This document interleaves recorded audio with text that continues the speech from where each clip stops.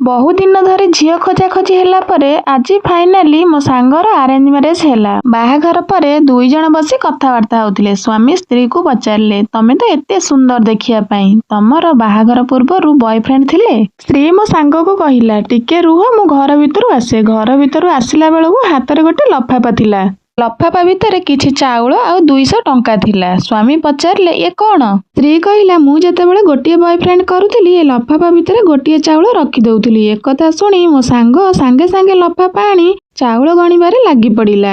ସେଥିରେ 7ଟି ଚାଉଳ ବାହାରିଲା। ମୋ ସାଙ୍ଗ ମନେ ମନେ ଭାବିଲା, ମୋ ସ୍ତ୍ରୀ ତ ଏତେ ସୁନ୍ଦର ଦେଖିବା ପାଇଁ, ତାର 7ଟି ବୟଫ୍ରେଣ୍ଡ ଥିଲେ। ଠିକ୍ ଅଛି, ଆଜିକାଲି ତ ଝିଅମାନଙ୍କର ବହୁତ ବୟଫ୍ରେଣ୍ଡ ରହୁଛି, କିନ୍ତୁ ଏ 200 ଟଙ୍କା କ'ଣ ପାଇଁ?